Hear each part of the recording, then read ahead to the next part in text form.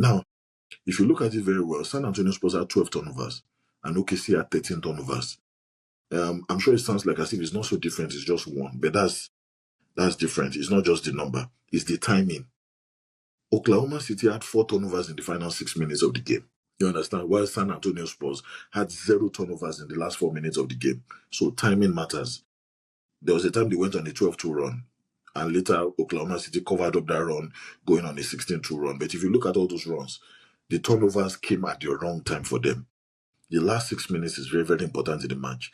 The separation within the last 6 to 8 minutes was still in single digits. But the problem is they had 4 turnovers in that last 6 minutes, while San Antonio had 0. That's the big problem. In a big game 7, you have to be very careful. It's just like the Champions League that we watched earlier. Any mistake, you don't have another game to correct that mistake. Any mistake you made, you are going home. Now, the San Antonio bench had 40 points. OKC's bench had 37 points. The difference was not so much, but it's just to tell you that the key guys were giving you good points. You understand? And that's another 3 points automatically. Because remember, if you win a game in single digits, 3 points or 4 points can be the difference. And it changes the entire narrative for that season. If you see the impact widely, especially when you're looking at the difference, Keldon Johnson was +6, even though he came from the bench. Carter Bryant was +2, Barnes was +6, Olenek was +9. These are guys that came from the bench. Whereas if you look at the other side, Caruso came from the bench. Caruso was -5. Kenrich was -1. McCain was -8. And Wiggins was -8. These are supporting cast that are supposed to help them. And that's why I feel that what really affected Oklahoma City in this particular situation where they are playing without 2 traditional point guards. That's AJ Mitchell and J-Dub. These are traditional point guards.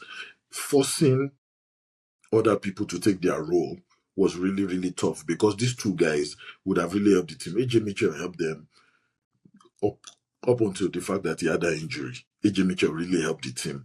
But the moment the AJ Mitchell injury happened, J-Dub was having hamstring, had his 4th hamstring injury this season. I knew that there was no going back. It was really tough.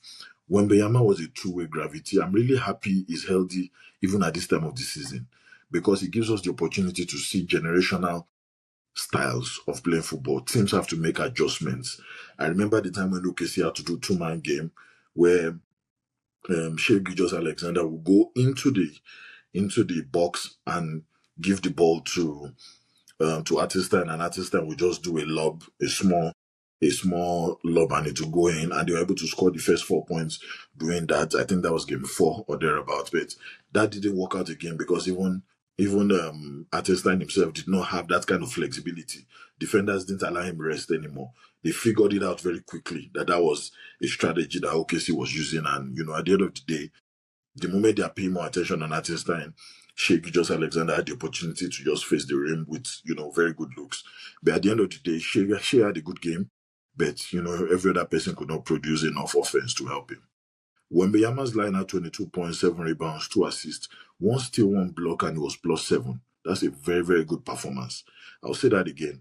Wembanyama had just 22 points, and those 22 points were right on point because he was 3 of 5 from 3.